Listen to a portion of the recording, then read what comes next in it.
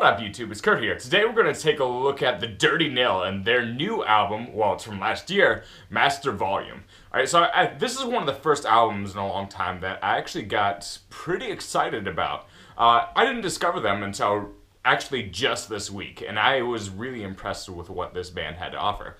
Now, I think there's Greta Van Fleet is a band right now, and they're taking a lot of criticism because there's a difference between being a spin-off band and a rip-off. And Greta Van Fleet turned into one of those bands that just became a blatant rip-off. The first album, it was good, and there was the gimmicky effect of oh, they sound pretty much just like Zeppelin, but even that is impressive in and of itself. But the fact that they did that and went on to a new album and pretty much sounded exactly the same, that's what people pan them for. They didn't carve out their own sound. Now, with the Dirty Nil, I don't think they have any problems carving out their own sound.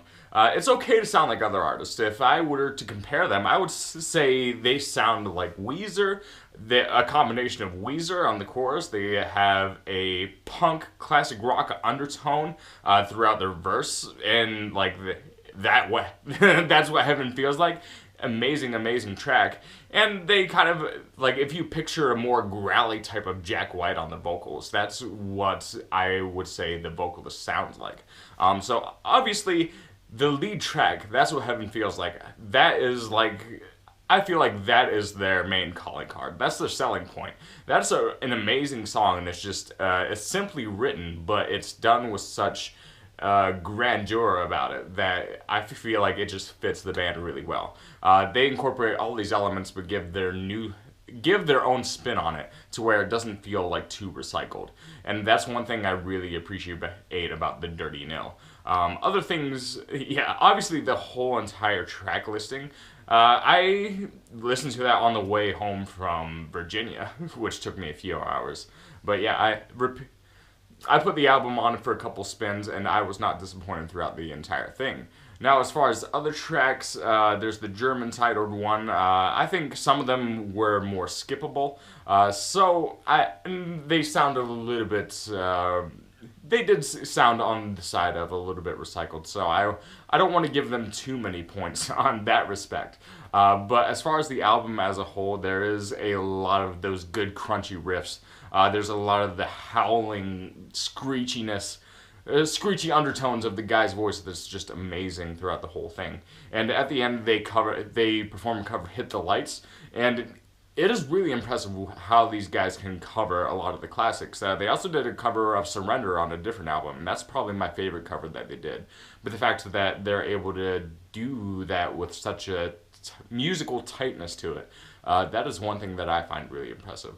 So if you're a fan of punk, if you're a fan of classic rock, if you're a fan of pop rock, they incorporate all these elements into a refreshing sound of their own.